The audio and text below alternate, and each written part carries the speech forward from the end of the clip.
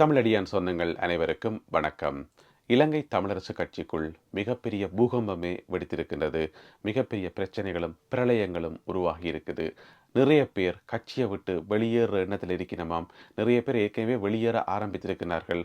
அதில் மிக மிக முக்கியமானவர் கொழும்பு மாவட்டத்தினுடைய அமைப்பாளர் பொறுப்பாளராக நீண்ட காலமாக இருந்த சட்டத்தரணி தவராசா அவர்கள் இலங்கை தமிழரசு கட்சியினுடைய சகல பொறுப்புகளிலும் இருந்து வெளியில் வர என்று சொல்லி அறிவிச்சிருக்கார். இது எல்லாத்துக்குமே அடிப்படை காரணம் ஒரே ஒரு காரணம், சுமந்திரன். அவர் எடுத்த முடிவுகளும் அவருடைய தன்னிச்சையான முடிவுகளும் கட்சியில் யாரையுமே மதிக்காமல் தன்னுடைய இஷ்டத்துக்கு ஆடுற ஆட்டங்களும் தான் இதுக்கு முக்கியமான காரணம். உங்களுக்கு தெரியும், இலங்கை தமிழரசு கட்சியை சிதைச்சு நாசமாக்கணும்ன்றதுக்காகவே கட்சிக்குள்ளே கொண்டு வரப்பட்டவர் தான் சுமந்திரன். அவர் கட்சிக்குள்ளே வந்த காலத்தில் இருந்தே ஒவ்வொரு காலகட்டமாக கட்சி சிதைஞ்சு கொண்டே போய்கொண்டே இருக்குது. எனவே அது அதனுடைய கடைசி கட்டத்தில் உச்சக்கட்டத்தை அடைந்திருக்குது. இலங்கை தமிழரசு கட்சியினுடைய கடைசி காலமும் இதுதான், சுமந்திரன் அவர்களுடைய கடைசி காலமும் இதுதான். இந்த கடைசி காலத்தில் அவர் ஆடுற அந்த ஆட்டங்கள் என்னென்னலாம் நடக்குதுன்றதை பற்றி தான் கொஞ்சம் விரிவாக விளக்கமாக இன்றைய காணொலியில் பார்க்க போகிறோம். என்னென்னு சொன்னால், இந்த பிரச்சனைக்கு அடிப்படை காரணம் இலங்கை தமிழரசு கட்சி சார்பாக இந்த பாராளுமன்றத்தில் தேர்தலில் போட்டியிடுற யாழ் மாவட்ட வேட்பாளர்களுடைய பட்டியல் நேற்று அறிவிக்கப்பட்டது.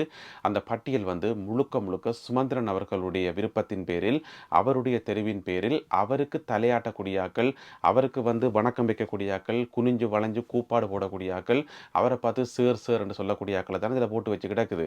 எனவே இங்கே மற்றாக்களுடைய கருத்துக்கள் மதிக்கப்படையில் என்றும் மற்றவர்களுக்கு முன்னுரிமை கொடுக்கப்படையில் என்று சொல்லியும், மிக முக்கியமாக சுமந்திரன் அவர்களுடைய நெருங்கிய சகாவாகிய ஸ்ரீதரன் எம்பி அவர் கொண்டு வந்த பட்டியல் நிராகரிக்கப்பட்ட என்று சொல்லியும் இங்கே நிறைய பிரச்சனைகள் ஓடிக்கொண்டிருக்குது. இப்போ எதுக்காக சுமந்திரன் அவர்கள் இவ்வளவு வரித்தனமாக நின்று தன்னுடைய ஆக்களை கொண்டு போட்டு கட்சியை தன்னுடைய கட்டுப்பாட்டுக்களை கொண்டு வர்றதுக்கு இவ்வளவு முயற்சி செய்கிறார் சொன்னா, ஏன்னு சொன்னா அவரே கடைசி காலத்தில் இருக்கிறார், அவருடைய அந்திம காலத்தில் இருக்கிறார். அதை பற்றி கொஞ்சம் விரிவாக விளக்கமா இந்த காணொலியினுடைய பின்பகுதியில் சொல்றேன்.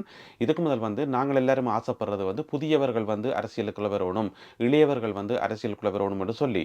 எனவே அந்த புதியவர்கள் இளையவர்கள் என்றதை பயன்படுத்தி தமிழ் மக்களுடைய விருப்பம் அதுதான் என்றதை எடுத்துக்கொண்டு, தமிழ் மக்களுடைய விருப்பம் அதுதான் என்றதை தெரிஞ்சு வச்சுக்கொண்டு தனக்கு சார்பான ஆக்களை கொண்டு இப்போ போடப்பட்டிருக்குது. இவர்களுக்கு வாக்கு போடுறதும் ஒன்றுதான், நீங்கள் நேரடியாக கொண்டு போயிட்டு சுமந்திரனுக்கு வாக்கு போடுறதும் ஒன்றுதான். ஒரு சினிமா படத்தினுடைய உதாரணத்தை காட்டுறேன்னு சொல்லி நீங்கள் தவறாக நினைக்க வேண்டாம். இந்த எந்திரன் ஒரு படம் வந்தது தானே, அந்த எந்திரன் படத்தில் ரஜினிகாந்த் ரோபோவாக வருவார். அவர் தன்னை மாதிரியே நிறைய நூற்றுக்கணக்கான ரோபோவை உருவாக்குவார்.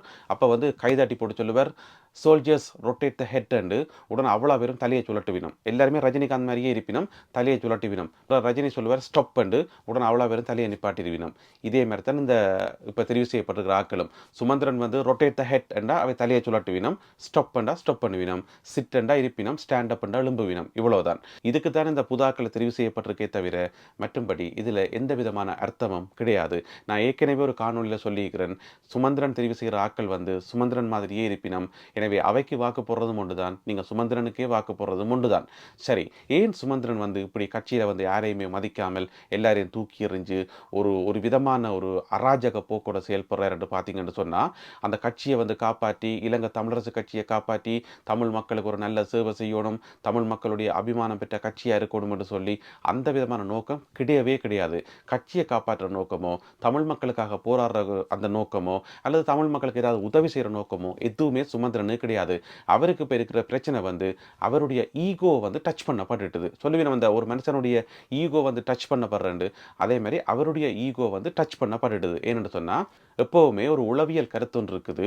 ஒரு மனுஷன் இந்த பூமியில் சந்தோஷமாக வாழணும், அமைதியாக வாழணும்னு சொன்னால் அவனுக்கு கொஞ்சம் பேர் பாராட்டணும், கொஞ்சம் பேர் அவனை அங்கீகரிக்கணும், கொஞ்சம் பேர் அவனுடைய சொல் கேட்டு நடக்கணும், கொஞ்சம் பேர் அவனோட நட்புறவாக இருக்கணும். இப்படி ஒரு சமூகம் சேர்ந்து இருக்கும்போது தான் அவன் மனுஷனாக நிம்மதியாக வாழ்வான். ஆனால் சுமந்திரன் ஒரு தற்குறியாகவே மாறிட்டார். இப்போ நீங்கள் பார்த்தீங்கன்னு சொன்னால், அவர்கிட்ட சொல் கேட்கறதுக்கு ஆக்கள் இல்லை.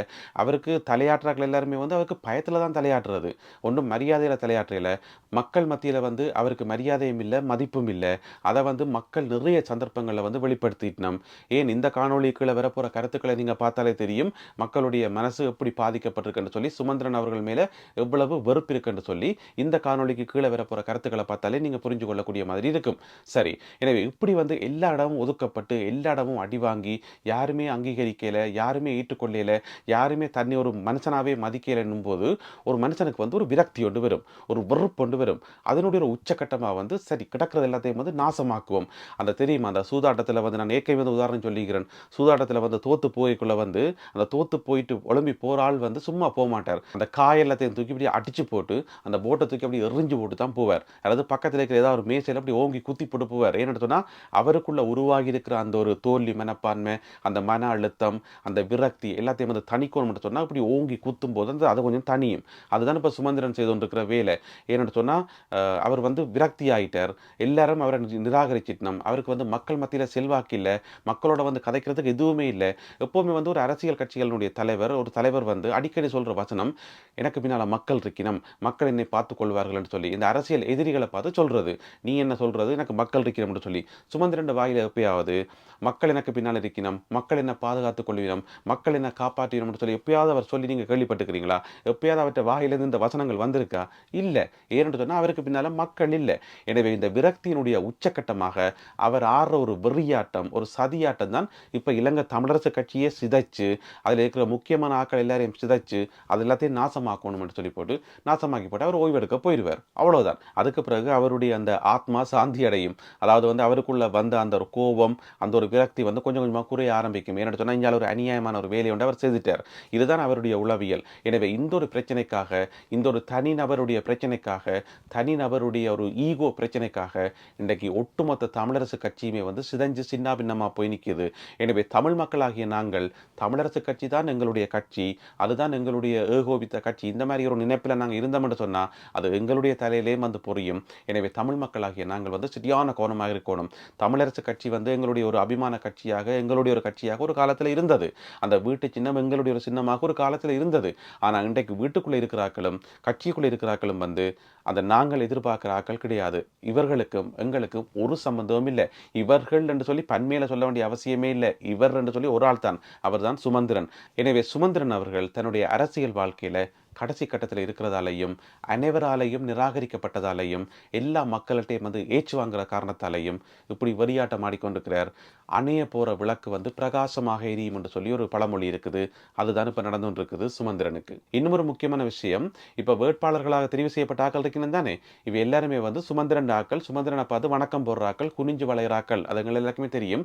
இந்த சந்தர்ப்பத்தில் மக்களாகிய உங்களுக்கு நான் ஒன்று சொல்றேன், தயவு செய்து பாராளுமன்ற உறுப்பினர்கள் அல்லது மக்களுடைய பிரதிநிதிகளை பார்த்து இந்த மக்களாகிய நீங்கள் வந்து வணக்கம் போடுறது, அவரை பார்த்து சேருன்றது, அவரோட கதைக்கிறதுக்கு தயங்குறது, அவரை பார்த்து பயப்படுறது, இந்த மாதிரியான பழக்க வழக்கங்கள் எல்லாத்தையும் வந்து உடனடியாக கைவிடுங்க. உடனடியாக கைவிடுங்க. மக்கள்லாம் பெரியாக்களை தவிர அவையல் பெரியாக்கள் இல்லை. இப்ப எங்களுக்கு கல்வி போதிக்கிற ஆசிரியர் மாதிரி இருக்கிறது தானே, அந்த ஆசிரியர் மாதிரி கண்டு நாங்கள் மரியாதை கொடுக்கணும், பயபக்தியோட வணங்கணும், அவையலுக்கு நாங்கள் பணிஞ்சு நடக்கணும். இது கட்டாயமானது. ஏன்னு சொன்னா அவையல் எங்களுக்கு கல்வி போதிக்கிற எங்களை விட பெரியாக்கள், அது முக்கியமானது. ஆனால் பாராளுமன்ற உறுப்பினர்கள் மக்களுக்கு சேவை செய்கிறார்கள், மற்ற அரசியல் கட்சியாக்கள் வந்து மக்களுக்கு கீழே இருக்கிறார்கள், மக்களோட வாக்குகளை வாங்கி கொண்டு பாராளுமன்றத்துக்கு வாராக்கள். எனவே மக்கள்லாம் பெரியாக்கள். எனவே தயவு செய்து பாராளுமன்ற உறுப்பினர் மேல பார்த்து சேருன்றது, அவரை பார்த்து மோரன்றது, அவருக்கு வணக்கம் வைக்கிறது, குனிஞ்சு வளைகிறது, அவையோட கதைக்கிறதுக்கு தயங்குறது, உங்களுடைய பிரச்சனைகளை சொல்றதுக்கு தயங்குறது, ஏதாவது கேள்வி கேட்டா பிரச்சனை வந்துடுமான்னு சொல்லி பயப்படுறது, இது எதுவுமே வைக்காதீங்க. தயவு செய்து இது எதுவுமே வைக்காங்க. தாயகத்தில் இருக்கிற மக்களுக்கு நான் சொல்றேன். ஏன்னு சொன்னா இன்றைக்கு வந்து தாயகத்தில் இருக்கிற மக்கள் வந்து தனிச்சு விடப்பட்ட ஒரு மக்கள் கிடையாது. ஏதோ ஒரு இலங்கை தீவில் ஏதோ ஒரு மூலையில் இருக்கிற மக்கள் கிடையாது. நீங்கள் எல்லாருமே வந்து சர்வதேசமயப்பட்ட மக்கள், சர்வதேசமயப்பட்ட மக்கள். ஏன்னு சொன்னா ஒவ்வொரு வீட்டிலையும் பெரும்பாலும் ஒவ்வொரு வீட்டிலையும் வந்து ஒரு பிள்ளை, 2 பிள்ளை, 3 பிள்ளை என்று சொல்லி வெளிநாட்டில் இருக்கிறோம். எனவே நல்ல வெளிநாட்டு தொடர்போடு நீங்க இருக்கிறீர்கள். தயவு செய்து வெளிநாடுகளில் வந்து இந்த பாராளுமன்ற உறுப்பினர்கள் மக்களுக்கு சேவை செய்கிறார்கள், இவர்கள் எல்லாரும் வந்து எப்படி இருக்கணும், மக்களோட எப்படி பழகினம், எப்படி மக்களுக்கு மரியாதை கொடுக்கணும், மக்கள் இவியலோட எப்படி பழகினம், எவ்வளவு ஓப்பனாக கதைச்சு பழகினம் என்று சொல்லி நீங்க தெரிஞ்சு வச்சுக்கொள்ளணும். தயவு செய்து வெளிநாட்டில் இருக்கிற உங்களோட சொந்தக்காரருக்கு போன் பண்ணி கேளுங்க. உங்களுடைய மாமா வந்து கனடாவில் இருக்கிறாரா, கனடா மாமாவுக்கு போன் பண்ணி கேளுங்க. கனடா கனடாவில் இருக்கிற பாராளுமன்ற உறுப்பினர்கள், மக்கள் சேவை செய்பவர்கள், கவுன்சிலர்கள், மேயர்மார் இவையெல்லாம் எப்படி செயல்படினோம், மக்களோட எவ்வளவு இணக்கமாக செயல்படினோம் என்று கேளுங்கோ. கனடா மாமா வந்து தெளிவாக விளங்கப்படுத்துவார். லண்டனில் பெரியப்பா இருக்காரா, ஃபோன் பண்ணி கேளுங்கோ. பிரான்ஸில் வந்து சித்தப்பா இருக்காரா, ஃபோன் பண்ணி கேளுங்கோ. வெளிநாட்டில் இருக்கிற எல்லாரையும் கேளுங்க, இங்கே என்ன நடக்குதுன்னு சொல்லி. அதே மாதிரி ஒரு மாற்றத்தை ஊரில் கொண்டு வாங்க. சும்மா அந்த பாராளுமன்ற உறுப்பினர் பார்த்து அவரை சேரன்றது, அவரை மோரன்றது, அவருக்கு வணக்கம் வைக்கிறது, அவரை பார்த்து குனிகிறது, இந்த விளையாட்டெல்லாம் வைக்காது. இதெல்லாம் அடிமைத்தனம், 100% அடிமைத்தனம். ஒரு மக்கள் சேவை செய்கிறார்கள் வந்து மக்களுக்கு கீழே தான் இருக்கணும். என்ன சொன்னால் மக்களுடைய சேவகர்கள். ஒரு அரசனுடைய சேவகன் என்று சொன்னால் அவற்றை வேலை என்ன, வாசலில் வந்து அந்த கம்பை பிடிச்சி வச்சு நிற்கிறது, அரசர் போகிற இடமெல்லாம் போகிறது, அரசருக்கு வந்து பாதுகாப்பு கொடுக்கிறது, அரசருக்கு தேவையான பணிவிடையை செய்கிறது. அதுதானே சேவகன். சேவகன் என்ற வேலைக்காரர், சேவகர் என்ற வேலைக்காரன். எனவே இவர்கள் மக்கள் சேவை செய்ய வந்திருக்கிறோம், மக்களுடைய சேவகர்கள் நாங்கள் என்று சொல்லி நம் பாராளுமன்ற உறுப்பினர்கள். எனவே மக்களுடைய வேலைக்காரர்கள், அதை சுருக்கமாக சொல்ல போனால் மக்களுடைய வேலைக்காரர்கள். எனவே வேலைக்காரர்களுக்குரிய மரியாதை தான் நீங்கள் அவைக்கு கொடுக்கணும். அவையில் பார்த்து கை கட்டுறது, சேர் மோரண்டு கூப்பிட்றது எல்லாத்தையும் நிப்பாட்டுங்க. அவைக்கு பயப்படாங்க, கேள்வி கேளுங்க. நீங்கள் எப்படியெல்லாம் வாக்குறுதி கொடுத்தீங்களோ, என்ன ஆச்சு, போன பாராளுமன்றத்தில் நீங்கள் என்னதான் செய்த, நீங்கள் மக்களுக்கு என்னதான் செய்தீங்கன்னு சொல்லி கேள்வி மேலே கேள்விங்களுங்க. ஏன்னு சொன்னால் மக்கள்லாம் பெரியாக்கள், நீங்கள் யாருக்குமே பயப்பட வேண்டிய அவசியமே இல்லை. யாரும் யாருக்கும் பயப்பட வேண்டிய அவசியமே இல்லை. தயவு செய்து மக்களாகிய நீங்கள் உங்களுடைய குரலை உயர்த்துங்கோ. பாராளுமன்ற உறுப்பினர்களுக்கு அளவுக்கு அதிகமாக தேவையில்லாத மரியாதை கொடுக்கறத நிப்பாட்டுங்க. அப்படியான மரியாதைக்கு அவைகள் தகுதி உள்ள ஆக்களும் இல்லை, அப்படி மரியாதை கொடுக்க வேண்டிய அவசியமும் இல்லை. மக்கள்லாம் பெரியாக்கள். உங்களுக்கு கல்வி போதித்த ஆசிரியமாருக்கு மரியாதை கொடுக்கணுமோ, ஓம் மரியாதை கொடுக்கணும். நாட்டில் இருக்கிற நீதிபதிகளுக்கு மரியாதை கொடுக்கணுமோ, ஓம் மரியாதை கொடுக்கணும். மத குருமார்களுக்கு மரியாதை கொடுக்கணுமோ, ஓம் கொடுக்கணும். இந்த மாதிரி மரியாதை கொடுக்க வேண்டிய ஆக்கள் என்று இருக்கிற நாட்டில் அவைக்கு மரியாதை கொடுத்தா போதுமே தவிர இவைக்கு மரியாதை கொடுக்க வேண்டிய அவசியம் இல்லை. அதுக்காக அவையில மதிக்கக்கூடாது நான் சொல்ல வரல, மதிக்கணும், அது வேற பிரச்சனை. அதுக்காக குனிஞ்சு வளைஞ்சு சேருன்னு சொல்லி அவையில பார்த்து பயப்பட வேண்டிய அவசியம் இல்லவே இல்லை.